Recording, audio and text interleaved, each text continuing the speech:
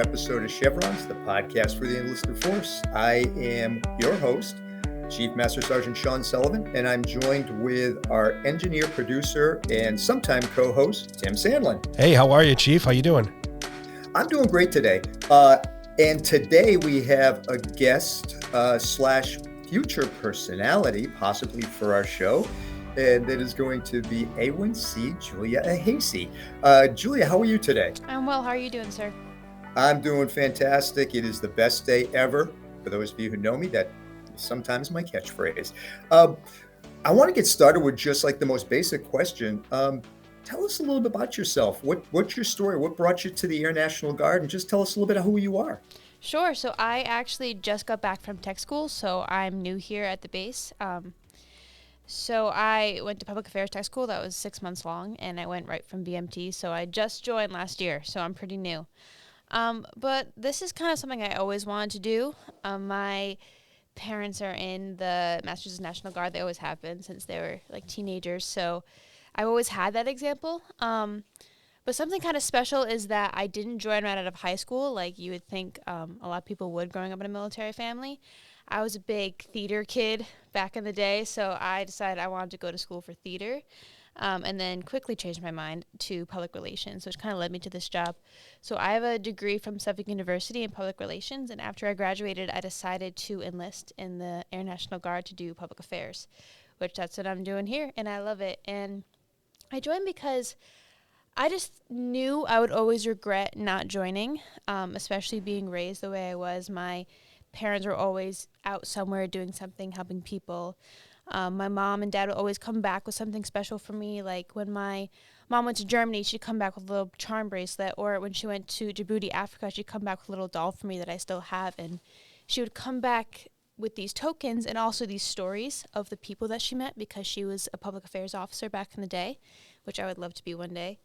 And she just would have stories of the people that she fought alongside, of the people she would interview and help there, of the leadership that she had, of the people that she was leading. And I think the way that she raised me and just being a public affairs officer, she really fueled this passion inside me I have for storytelling. It's just what I love to do, 100%. And she always says, to tell an airman story, you have to be willing to fight alongside them.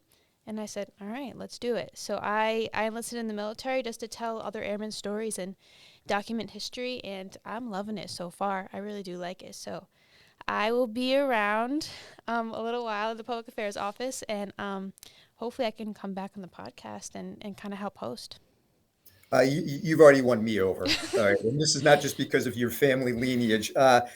May I tell the audience who your mother and father are? Sure. They're pretty famous All around right. here. And now I know we have an almost global audience because I know we have listeners from all over. So, but for those members of the Massachusetts Air National Guard and the 102nd,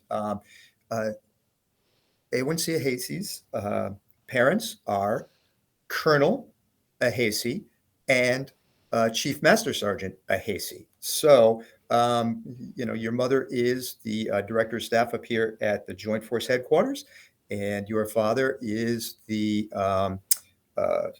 SEL for the Maintenance Support Group, I believe, correct? Yes, she's the senior enlisted leader of the Mission Support Group. And actually, fun fact, my little sister's in too. So she's a personalist here at the 102nd. So it's a family affair. It is definitely is. So what happened is when your parents heard about that We Are All Recruiters campaign going on, they just went in and they just started grabbing their kids and throwing them in uniform. They took it very seriously. Seriously. It is great to have you on board. I look forward to you being on this podcast with me. I'm This excited. is going to be great. I think we're going to find some really, really great guests. So what else have you done since you've been in? Okay, you're just out of tech school. How has things been going at the wing? What are the things have you been experiencing? So I've only been here for a couple weeks. So I've just kind of been taking videos, meeting people, in processing. We know how that goes. But in tech school, I was there for 6 months and I was training at the Defense Information School. I learned everything from public affairs to photography, videography, journalism. And while I was there, I was actually an airman leader in my detachment.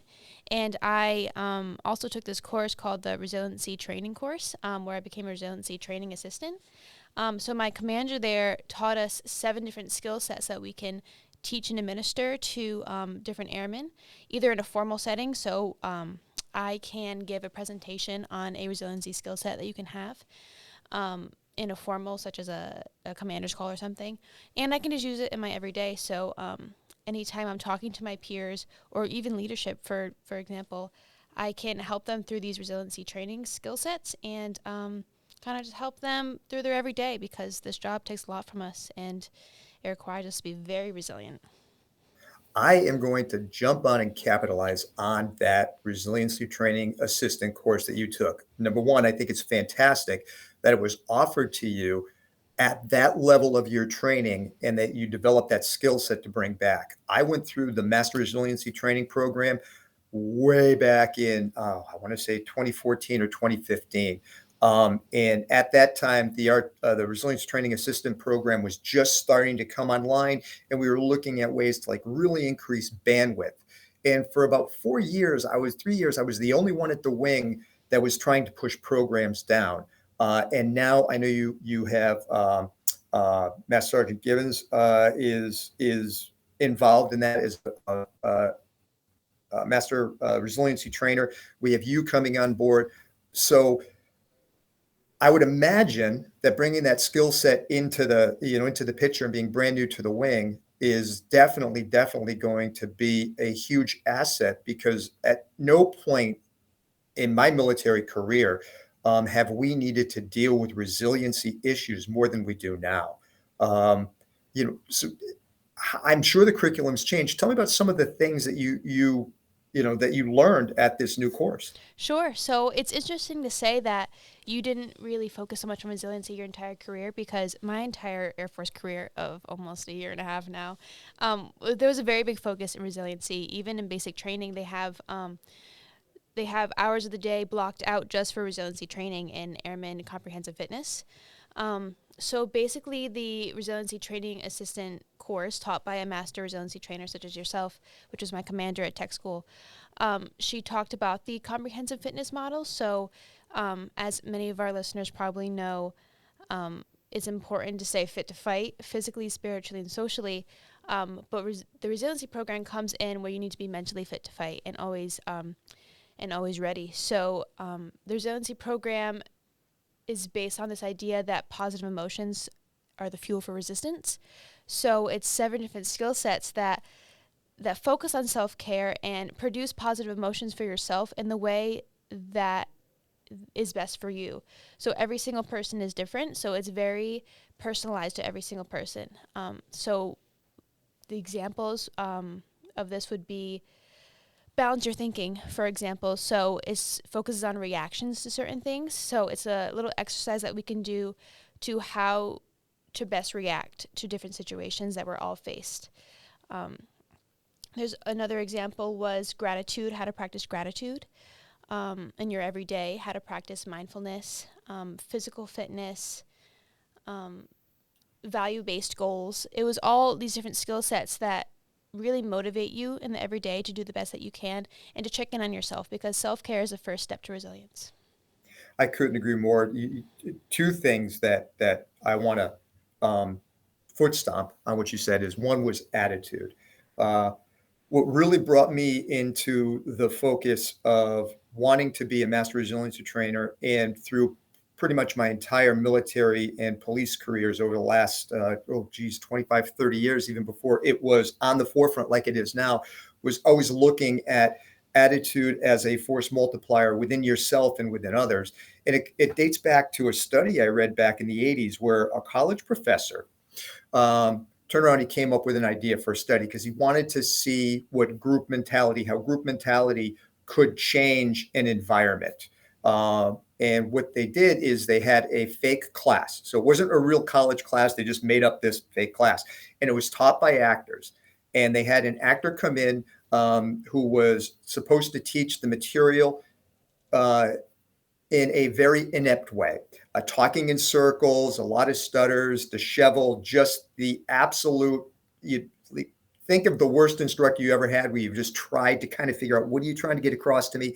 That was the portrayal. And within the class, I think there were 50 or 60 people that were in the lectures. They planted 3 people. And these 3 people were in different parts of the class, and all they were supposed to do was make friends and then turn around and talk to all their classmates about how great this instructor was, how beneficial it was, how they've gotten the best out of it, even though they're talking to people who are like, are you out of your mind? So over the course, the 3 months of the course, that's all these people did to generate that. And then they had the post-course feedback. And overwhelmingly, they said, you need to retain this professor, keep this course on the docket. This was the best thing I ever had, where the entire time the professor was to do nothing but turn around and sabotage the entire class. That was then repeated a couple of years later, where they had the actor come in and perform the best class ever. The lectures were on point. I mean, it was like watching Winston Churchill in World War II during the Battle of the Bulge. It was tying everybody in. Same 3 people. This is horrible. It sucks. I don't want to be here. This guy doesn't know what he's talking about. Boom, boom. Same eval process. At the end of it, it crushed it. So that led my thinking that your attitude is so powerful within yourself and within others around you that you can either create an environment of positivity and resilience and uplifting spirit, even in the worst of circumstances, but you can also crush it even in the best of circumstances. You can buy into the hype. You can get dragged down by COVID and political nightmares and this confrontation and whatever's going on in your personal life and whatever's going on in your work life. You can let that drag you down, or you can turn around and take an attitude like dies semper optimus, which is Latin for best day ever. Of course, it's not the best day ever, but if you start focusing on that. So yeah, exactly what they're doing in that course right now was backed up 30 years ago with studies that were done at a college level. And it's great for me to see that that's permeating all the way down now to your master resiliency courses and what you're learning and bringing to the table. Yes, they always said that positive emotion is the fuel for resistance. And these different skill sets kind of show you how to have that positive attitude and how to control your reaction and your way of thinking. So for example, one skill set is balance your thinking. It's when something happens, you just react right away. But instead, something happens, you think about how you feel about that and how it makes you feel, and you put it into perspective, and then you react. So that kind of comes with the reaction to that class. You have that class, or you have this experience. You first evaluate how you feel and what the realities are, and then you react to it. So that's just an example of one way to be resilient. And it's funny, it takes into account, I don't know if you are familiar with the OODA loop, which is observe, orientate, decide, and act. It's something that pilots use, SWAT, we used it in SWAT and all these other operators. And basically, it's how to see something coming at you. You observe, like you're driving down the road, brake lights in front of you, you observe brake lights, you orientate that you have a gap that you have to cover. You decide, I'm going to stomp on the brake, and you act, you stomp on the brake. That's it in its simplest forms. But what happens is that OODA loop is always firing. Everything we do is OODA, OODA, OODA, OODA. And one of the things that happens to people is they get so caught up in reacting. And one of the things they teach pilots is don't get target fixation. Don't turn around and get so wrapped up in the OODA loop that you're going to follow the bad guy all the way into crash into a mountain. Take time to disengage, take a look around, reorientate, redecide, and react. So it's fundamentally something that a lot of the people out there that might be in security forces or in aviation or doing one of these things, they might be thinking, wow, how do I apply that skill? We're already applying it.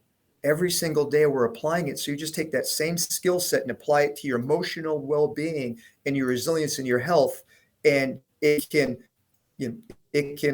rewrite the ship. It can prevent you from smashing into the back of that car or crashing into that mountain. Exactly. And it's that simple. Right. Yeah. An example of that would just be your commute to work every single day. So let's say that you're driving and the person in front of you slams on their brakes, or they pass by you, or they're riding on the back of your car. Your instant reaction is you get angry, you hold the steering wheel a little bit tighter, you might say some choice words, you're angry. But instead, with the balance your thinking skill set, is that happens. Someone passes by you, someone is riding too close behind you. You think about it. What could be the reason they're doing that? Give them the benefit of the doubt. Is this worth my energy? And then you react to it. So that's just a simple example that you could use in your everyday, no matter what job you have in the military, is just balance your thinking, control your reactions, and that just fuels this positive emotion. This fuels resiliency, and it makes you more resilient when those situations happen in any circumstance. I am hearkening to a story that somebody was telling me a few weeks ago. They were driving in the traffic. They were too close to the car in front of them. The person stomped on their brakes, like that whole, hey, I'm going to get you, and then flipped them off. And the person had the opportunity to kind of pass them later. And the person that they were passing went to give them that glaring look, like, oh, we're going to fight. And by that time, that the person that had been tailgating was like, oh, yeah, you know what? I can either turn this into a road rage incident, or I can, de-escalate it. And as they drove by, they had the window down and they did the old wave, like in the apology, I'm so sorry. And it totally disarmed the person who was looking for the fight. Now you fast forward to the next rest stop up. They both ended up pulling over to the next rest stop up, and the person who initially was angry had pulled up next to him, and they ended up having a conversation together. Hey, I'm sorry too. I was an idiot. No, I was an idiot.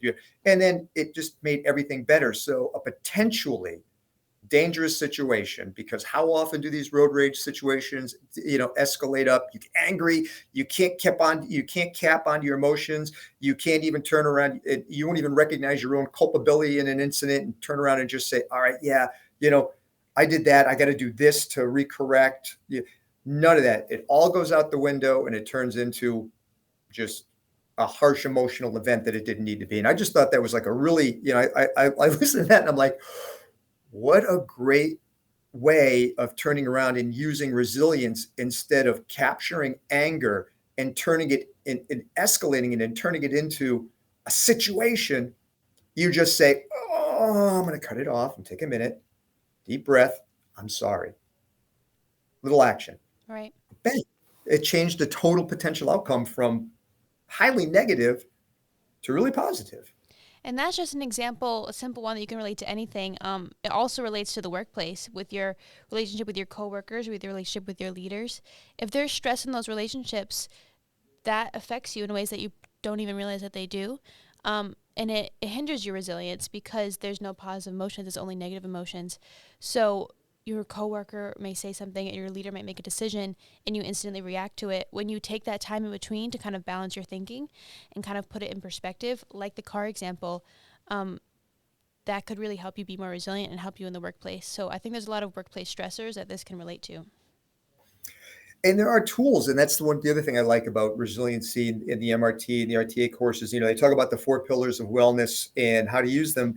One of the things that I use is personally, and I'll let you get into the 4 pillars, but one of them is the physical. I use a lot of exercise and physical realm to balance off my other pillars when I see them fractioning. And here's one way that an example I like to use, and how it works for me. And user mileage may vary. Everybody needs to find, their own spiritual, their own social, whatever they need to strengthen. But I had a really, really bad day at work back in my cop days. Turned into like a nightmare. I was supposed to be home for dinner. I didn't get home until breakfast the next day. It was just one of those really, really bad days. And my wife had made a nice dinner for me. I didn't make it home. So she made a nice breakfast knowing I was finally coming home. And I come walking in the door and she's standing there to greet me. And I'm like, my OODA loop's not firing. I'm emotionally compressed. I'm angry. I'm frustrated. All those bad emotions. I didn't take the time to level myself. And I come walking in the door and she's like, did you have a bad night? And I immediately, of course I had a freaking bad night. As soon as it left my mouth, I knew it was wrong, because the tension was so tight, you could cut it with a knife. Slowly, I turned and looked at her. She had her arms folded, glaring me down, tapping her foot, saying, do you want to reevaluate what you just said to me? I was like, yes, desperately. And I spent the next hour trying to talk it out, having created a significant emotional event.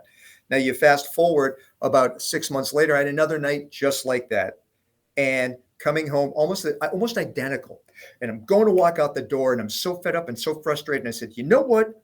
I'm not walking out the door like this. And I went downstairs to the gym that we had at the police department basement. I did a few sets of bench presses, some sit-ups, just whacked around the punching bag a little bit, cleared my mind, took 3 deep breaths, and went home, walked in the door. She had already made me breakfast and said, did you have a really bad night, didn't you? And I went, babe, it was a really, really bad night. I can't really talk about it. Thanks for breakfast. Can you just sit down here and just join me for a meal? We're just gonna eat in silence and just join me. I sat there and I ate, and she just sat there with me. Totally, totally, the exact same circumstance.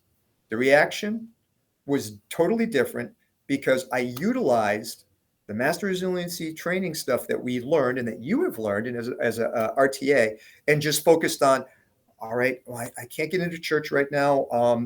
Right now is not the time for me to, to talk to my higher power. There's nobody around me socially. What pillar am I going to use? I'm going to work out. And it recorrected my emotional pillar. So that's just one example I wanted to use for me. You have more current, better, latest knowledge. So tell us a little bit more about stuff like that. Yeah, so there's 7 different pillars, and they're all not pillars. There's 7 different skill sets in the resiliency training program that you could use in different situations, and they help you react to situations that happen in your life, in the military, in your social life, because if something happens in your social life, it's going to affect you at work too. And it's really important that all of our service members are able to practice resilience in their personal life and their work life, because they do affect each other and they do bleed into each other, to make sure that you are fit to fight every single day at work, and that bleeds from home as well. Another example I would say is just gratitude. And that might seem very self-explanatory to a lot of people, but there's a little secret to it. So with gratitude, it's just find the things in your day that are great, because it's very easy to fall into a negative spiral. When 1 or 2 bad things happen, you can't see the good. You go right into that spiral. It's like you have blinders on, and all you could focus on the bad things. You find all the bad things that are happening in your life. And how are you successful at work or in the military or at home when all you can see is the negative? Because positive emotions are the fuel for resilience. So with gratitude, you every day or every week or every month, whatever works for you, because you don't want it to be a chore, because when it's a chore, you're not going to do it. So you find a time that works best for you to find all the great things in life, and you write them down in your phone app, on a notebook, just list it in your head on your commute from home or commute to work. And you find all the things that you are grateful for, and why it's meaningful for you, and who contributed to that good. So, for example, at work, you could have a great project that you really, really liked how it came out. So you're grateful that project came out. Why are you grateful for that? I'm grateful because the last 3 projects did not work out for me, and I finally figured out what I needed to do. And I've been working very hard at this, and I feel like I achieved something. So I'm grateful for that. And then who contributed to this? So what other people helped you with the success of this project? My coworker really helped me, and that was very meaningful that they helped me. So I'm very grateful for them, and I'm grateful that I did great with the project. Another example of this could be something simple that you could apply to everything. So the one that my captain used, the master resiliency trainer at tech school, was her car broke down, and she was able to change a tire. So she was grateful for that. Why is she grateful for that? Well, because her father spent time in her childhood teaching how to change a tire, and she knows that a lot of her friends weren't taught that, so she's grateful for that. And who contributed to this? It would be her father, who taught her how to change that tire. So by asking yourself these questions with all the great things that happen in your life, you're able to be more resilient, because when something bad happens, you could say, well, these 5 things are great that happened in my life, so it's going to be okay. I have some good things in my life too, and it prevents that negative spiral from happening, so you're able to get out of the negative things that happen more easily. Wow. That is so true, because we do tend to get wrapped up in our own misery because it's the easiest thing to do. And you can also use lessons like that to help other people. Like if you observe somebody that's going down that spiral, like they're not firing, and you just recognize it. What are some things you can do to try to, convey that gratitude over to them? So it is tricky because toxic positivity is a thing. So if someone's like, this thing happened in my life and it's terrible, you can say, well, at least it's not as bad as this. You totally just dismiss how they were feeling. They don't feel like they can Mhm. open up to you anymore. You didn't acknowledge how they're feeling. So if someone said, this bad thing happened to me, and you see them going in a negative spiral, you first recognize it and you acknowledge it, saying, I'm sorry, that's really bad. I I can understand why you're upset, or I hear that you're upset. Do you need advice right now, or do you need me just to listen? If they need you just to listen, that's what you have to do, because unsolicited advice is not going to help anyone. They're not going to listen, and it'll prevent them from coming to you in the future. But if they're like, I could really use some advice right now, that's when you can move into this gratitude exercise. So you could say, do you want to do a gratitude exercise really quick? Or less formally, you can say, okay, well, what are some good things that happened today? And they could say, well, this happened. And you could say, why was that meaning for you and who contributed to it? Once they start thinking about it, that's when they're going to get out of that negative spiral. They can start identifying the positive things that happened. And with doing this exercise, it could be difficult because being thankful for something is different than being grateful.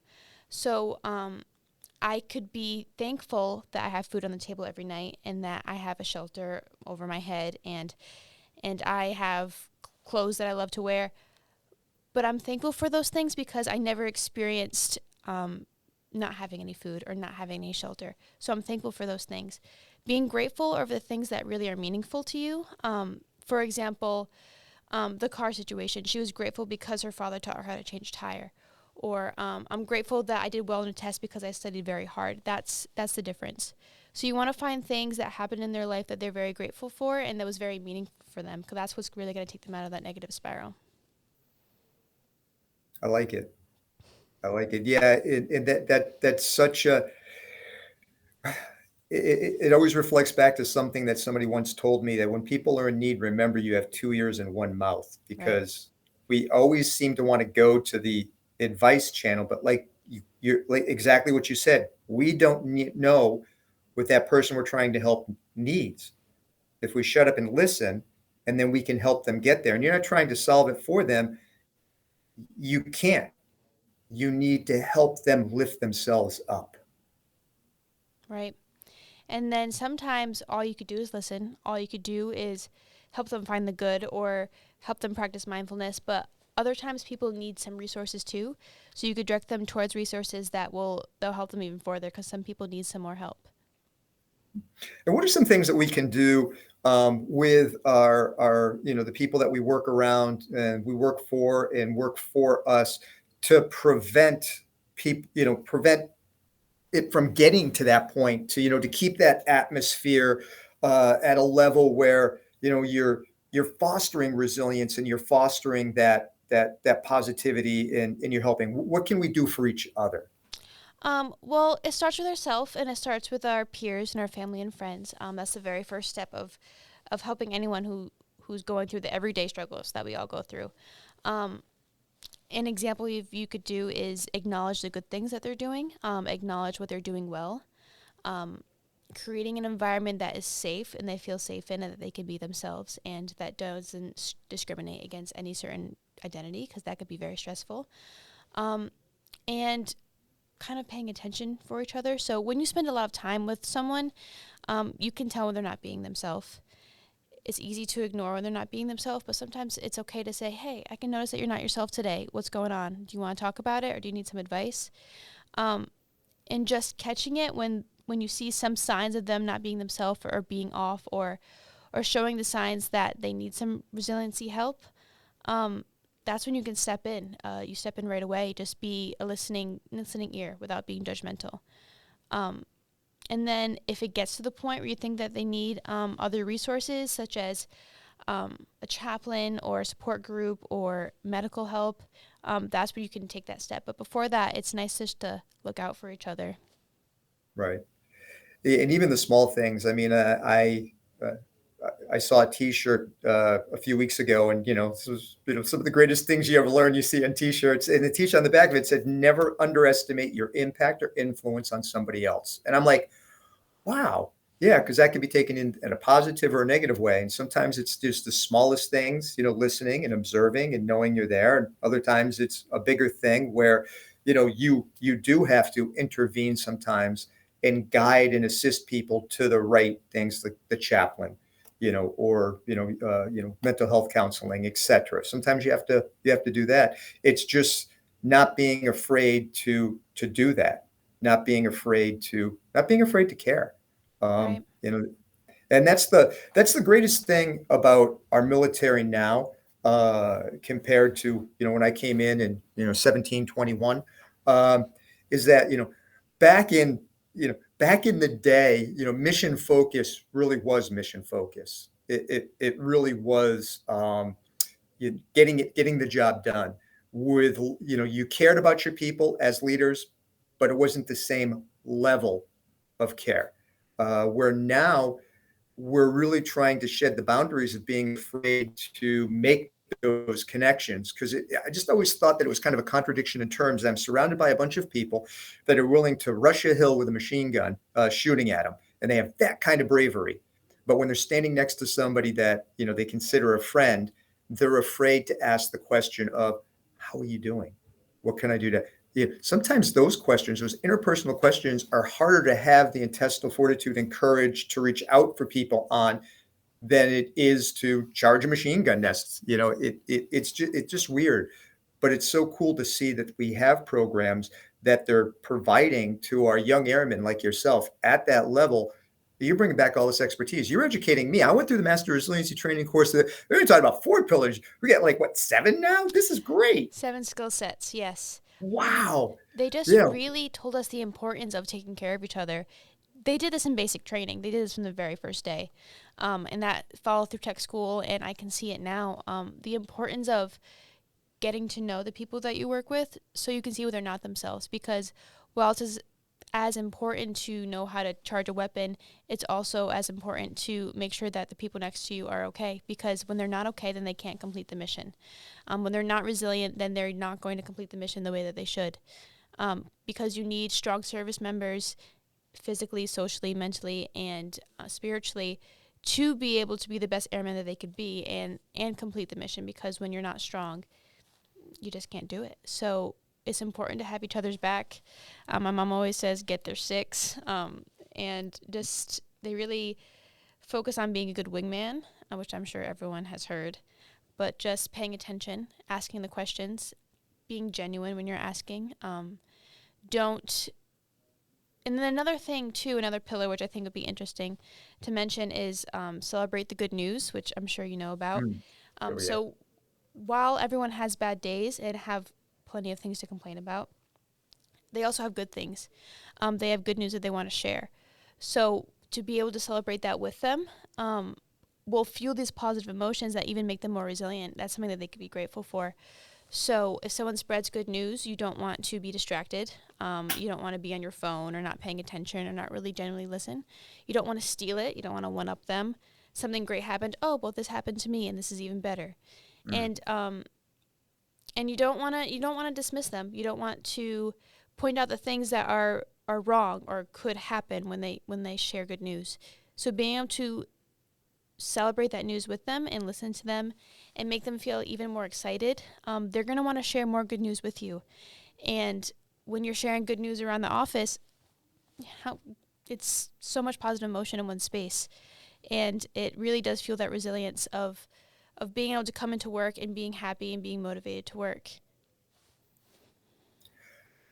Yeah, that's that whole happy motivation thing. There's something I've heard over and over the last few years, and that is that people don't leave organizations; they leave other people. And people don't join organizations. If a sought after organization, they're not joining it because of a mission set or a logo or a patch or a cool camouflage or a T-shirt or a coffee mug. They're gravitating towards something that has that positive environment, that has that vibe, that they know they're going to be able to go into and feel good there. Because your job satisfaction comes down to, are you trusted? Are you empowered? Do they are you appreciated? Are you valued as a person, not as a product? Is it better to have 100 F-35s with one pilot and one mechanic, or 10 F-35s with 10 strong, resilient pilots and 100 great mechanics? I mean, what's the greater force multiplier? Right. It's us, and we need to watch out after us. So this is good stuff. I could probably spend the next 2 hours just talking to you about nothing but resilience and master resiliency. This is great, especially now. As I said, we're at a day at a date and time where progress is great, but just the environment. We're coming out of COVID. We're and we just have so many stressors going on. And I wanted to go back to the audience because if you're listening and you were in Guard, Reserve, or active duty Air Force in 2018, we had a thing called the Resiliency Tactical Pause, where General Goldfein, who was Chief of Staff of the Air Force at the time, turned around and said, everybody's taken a day. And they gave us a few deliverables, but for the most part, you could tailor it for yourself. And a big part of it harnessed around small group discussions.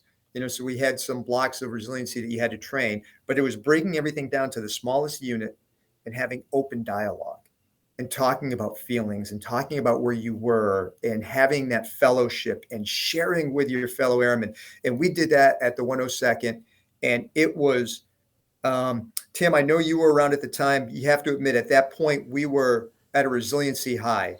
Correct me if I'm wrong, because of all that small group interaction and connection. Oh, absolutely. That and the hyper focus on it by the very top of the Air Force. It So, was it was a game changer, and we had all this tightness. And then a little thing called COVID cropped up, and we didn't drill together for what, 8 months, Tim? at least 8 months, and for the full time staff, we were teleworking for the Oh, better part of 4 or 5 months. and it crushed it. It crushed it. So I bring that up thinking about these conversations that we just had, and we now have our new airmen coming in that have had the RTA training, and we've had our old supervisors and airmen and people that are listening to the podcast right now that went through that resilience tactical pause. And I'm sure our wing was not unique. I'm sure a lot of wings experienced the same thing. And I think now is the time that we reach into that tool bag. I mean, I'm not saying that, go and solicit your commanders for another, resilience tactical pause day down. No, we don't need a day and we don't need an event. What we need to do is think about it as a way of life, as a way of doing business, and go back and hearken on those things that we did in 2018, and to lean on our new young airmen, our superstars like yourself that are coming out with this knowledge and listening and practicing and bring it back around and taking care of each other. I just think that might be a an essential deliverable for us all. Well, in a world of endless computer based trainings and taskers, this is not that. This should be incorporated into our daily lives. It should be a part of us, not something that we're checking a box next to and say, oh, are we resilient today? It should be something that comes natural. And the only way it's going to come natural is if we exercise the skill set. Exactly, making it a way of life. I saw the airmen that I went to tech school with use this in there every day. It just became normal for them. And that the way that they looked out for each other and the way that they practiced these skills, it showed in their work at tech school, in their work as airman leaders, in their work in the detachment. And I would love to see that at every wing, at every base. And I think that's very possible.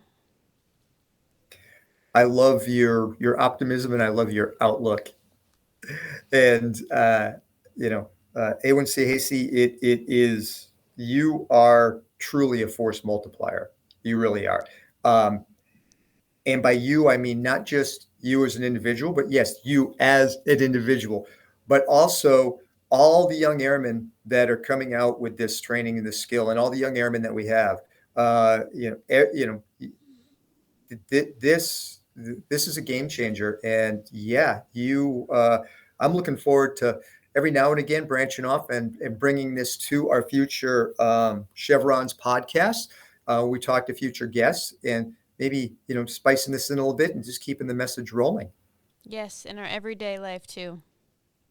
Absolutely. A story I always like to tell about just how uh, an attitude change can change everything is about a free cup of coffee. So one of the things I always do is whenever I'm in uniform and I go to buy my coffee and like, oh no, it's on the house, it's free. I always turn around and say, here, pay it forward. I'm paying for, mine's free, but I'm buying the next one down the line. So it's just something I've been doing for a very, very, very long time. And I know other people do it too. So I'm driving through Pennsylvania one time. I listened to a radio broadcast, and it was about suicide and the epidemic and whatever. And they had a caller come in, and they was talking about it was their last day. They had already decided they checked out. They had made up their mind that nobody cared. They were in the emotional doldrums. They were in the spin down cycle, but they liked Starbucks. And they were going to go out and they were going to have the last Starbucks coffee, and then they were going to go out, and that was it. And they went in to get their Starbucks coffee, and they went to pay for it, and the manager said, "Nope, somebody's paying it forward. They bought you a free cup of coffee. It's free. It's for you." And the person walked out, and they're holding the coffee, and they sat there, and they thought, "Wow, somebody bought me a cup of coffee. This is really good." And it was that little thing that started to change their thinking and spiral it down. Now, I know that wasn't my coffee. I've never bought a cup of coffee in Philadelphia. So that was not me, it had nothing to do with me. So that story's not about me. That story's just about something that I, like a million other people do without even thinking about it. And somewhere down the line, the secondary effects was that it made such an impact and difference in somebody's life. It was just one positive thing that you just throw out into the universe. And people do it all the time, from holding a door open for somebody to helping somebody, put their groceries in a car, to these little small acts that we do can sometimes make a really, really, really big difference. So it's kind of like, pebbles, in a pond. You drop a pebble in a pond, it has a big ripple effect. You never know what they're going to be.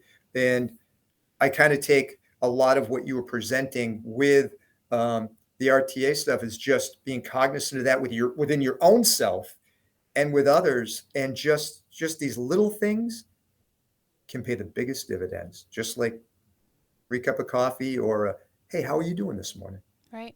Contributing to those positive emotions, and at the end of the day, just showing that you care. That's a big thing that I think that everyone does, but we can even pay more attention to. Absolutely. I appreciate you. Thank you, sir.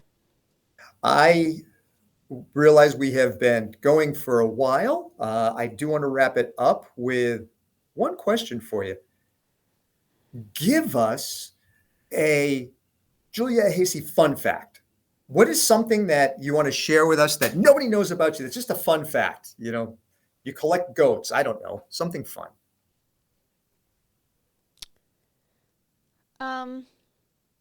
I guess I already kind of mentioned it, but a big thing about me is I grew up a theater kid, very into theater, very into arts and culture and fashion, which is kind of the complete opposite of the military. But that creative field, it bleeds into my work as a public affairs specialist. So that's my fun fact. I love everything arts and culture and theater and fashion and everything creative. I love the fashion part because now you're in the Air Force where you got to wear the same thing every day. It has Yes. to kill you. It allows me to put a good outfit together when I get home and take off this uniform, for sure. That's how you turn it into a positive. Well, Well, Chief, I think fair play. I think Airman Ahaesy could probably ask you the same question. oh boy. Fun fact about you, sir. A fun fact about me: I'm Batman, and that's all I'm going to say. Google it; you'll figure it out. No more questions. Well, thank you, and I just want to thank our listeners as always. This is a joy for me to do. I had a great time with you today, A1C Hasey. I think we're going to have fun together when we start bringing in future guests. I'm excited for what's to come. Yes. And Tim, thank you, as always, for being our engineer extraordinaire. And if anybody out there has any guests or any topics or any ideas that they would like to see us address at Chevrons, please let us know. Tim, where can people contact us about Chevrons? That would be chevronspodcast@gmail.com, Chief. Well, there you go. Chevronspodcast@gmail.com. Send Let your us know if you- questions. Send your guest requests, and we can be reached there. And if any of our listeners, our longtime listeners, have a repeat guest that they'd like to bring back, I think it would be fun because this is our first podcast together with Airman Ahaesy. I think it would be fun if we had maybe a couple of suggestions about past guests that we had to come back and tag team, bring a couple of them in, and that way you could get to talk to some of our past epic guests that we've had. That'd be great. All right, everybody, be safe, be kind, and Chief Master Sergeant Sullivan signing out.